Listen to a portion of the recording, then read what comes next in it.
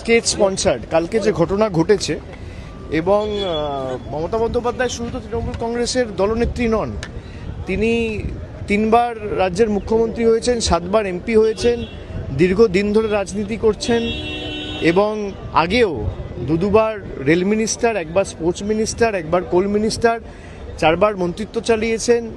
এত দিন ধরে তার রাজনৈতিক কেরিয়ার এবং তিনি জনপ্রতিনিধি, 15 বছরের চিফ মিনিস্টার, মানে উদ্দেশ্য প্রণোদিতভাবে পুরোটা পূর্ব পরিকল্পিতভাবে যেভাবে বিজেপির গুন্ডারা আর যাদেরকে মানে ফুটেজে দেখা গেছে তারা তো কেউ পৃথক কোনো সাপোর্টার বা কর্মী নয়, তাদেরকে এমএলএর সাথে দেখা গেছে, তাদেরকে বিজেপির প্রার্থীর প্রচারে দেখা গেছে, বিজেপির বড় বড় সব নেতাদের সাথে তাদের ছবি রয়েছে, আমার কাছে ছবি আছে, আমি দেখাতে পারি আপনাদের। পুরোটাই স্টেট স্পন্সার্ড। এরা চায় না বিরোধী রাজনৈতিক দল থাকুক, বিরোধী রাজনৈতিক দলের নেতারা বেঁচে থাকুক, প্রাণে মারতে চায়। গতকালের যে ঘটনা এটা আবার প্রমাণ করছে। আপনারা দেখেছেন, আমি যেদিনকে এয়ারপোর্টে গেছিলাম, এখানে স্পিকারের সাথে দেখা করতে এসেছিলাম, সেদিনকে রাত্রে কলকাতায় ফিরে যাওয়ার সময়, খুব সম্ভবত 19শে জুন, এয়ারপোর্টে বন্দুক হাতে দেখা গেছে বিজেপির এক দুষ্কৃতীকে। এখনও পুলিশ তাকে অ্যারেস্ট করেনি। তার সাথে শুভেন্দু অধিকারীর ছবি রয়েছে, যিনি বর্তমানে এখন বাংলার মুখ্যমন্ত্রী। যিনি বন্দুক হাতে এয়ারপোর্ট গেছিলেন তাকে পুলিশ এখনো পর্যন্ত গ্রেফতার করেনি, তার কারণ তাকে মদত দিয়েছে বাংলার মুখ্যমন্ত্রী শুভেন্দু অধিকারী। গতকালের যে ঘটনা ঘটেছে পুরোপুরি স্টেট স্পন্সার্ড এবং রাজ্য সরকারের সম্পূর্ণ মদত এই ঘটনার পিছনে না থাকলে কারো সাহস হয় না।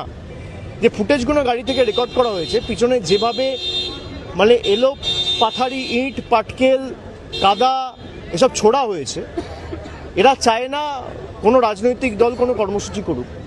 আমাদের কোনো মিটিংয়ের পারমিশন দিচ্ছে না কেন? এত ভীত সন্ত্রস্ত কেন তৃণমূলকে নিয়ে?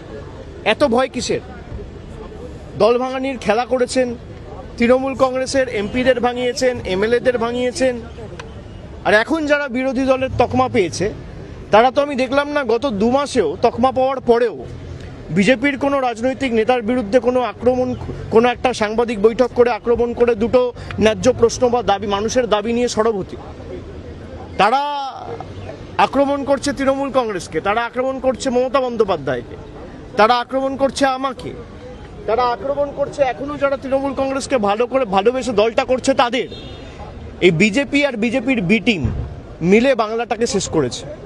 আমার বিশ্বাস যে বাংলার মানুষ 3 মাসে এরা যা দেখিয়েছে, বাংলার মানুষ এদের ক্ষমা করবে না। অন্নপূর্ণার ভাণ্ডার নিয়ে প্রতিশ্রুতি দেওয়া সরকার ক্ষমতায় আসার পর অন্নপূর্ণা ভাণ্ডারের পর বুলডোজার চালিয়েছে। চারিদিকে ভয়, সন্ত্রাস, ভেঙে দাও, গুড়িয়ে দাও, জ্বালিয়ে দাও, কাটিয়ে দাও, গুড়িয়ে দাও, এই রাজনীতি, ভয়ের রাজনীতি। তারা বলেছিল ভয় আউট ভরসা ইন। আজকে বাংলার মানুষ দেখছে 3 মাসের যে সরকার, ভরসা আউট ভয় ইন। মানুষকে দেওয়া যত প্রতিশ্রুতি সব বন্ধ, সব একটাও পূরণ করেনি। কোনো প্রতিশ্রুতি এখনো পর্যন্ত পূরণ হয়নি। বলেছিল যুবশক্তি টাকা দেবো 1500 টাকা করে, 3000 টাকা করে, দিতে পারেননি। আমাদের সরকার দিয়েছিল বলার সঙ্গে সঙ্গে 1 মাসের মধ্যে। গত 5 বছরে আপনি একটা মহিলা দেখাতে পারবেন না বাংলায় যে বলতে পারবে যে লক্ষ্মীর ভাণ্ডারের যোগ্য প্রাপক হয়ে তিনি টাকা পাননি। আজকে প্রায় 3 মাসের মধ্যে 1 কোটি মহিলাকে অন্নপূর্ণা ভাণ্ডারের লিস্ট থেকে বাদ দিয়ে দেওয়া হয়েছে। এই সরকার দিল্লির তল্পিবাহক হিসেবে কাজ করছে, জমিদারদের অঙ্গুলি হেলনে চলছে। এবং কালকের যে ঘটনা, আমি এটা অত্যন্ত স্পষ্টভাবে বলতে চাই, শুধু রাজ্যের মুখ্যমন্ত্রী শুভেন্দু অধিকারীকে দোষ দিলে হবে না। এর পিছনে প্রত্যক্ষভাবে মদত দিল্লির নেতাদের রয়েছে। দেশের প্রধানমন্ত্রী, দেশের স্বরাষ্ট্রমন্ত্রী, দিল্লির সর্বোচ্চ নেতৃত্ব ইন্ধন এবং মদত না থাকলে এদের সাহস হবে না এই ঘটনা ঘটানোর। পুরোপুরি মদত দিয়েছে দেশের প্রধানমন্ত্রী, স্বরাষ্ট্রমন্ত্রী এবং বাংলার মুখ্যমন্ত্রী শুভেন্দু অধিকারী। এটা এক্সিকিউট করেছে। তিনি তো কৃতদাস, তাকে যা বলছে তিনি তাই করছেন।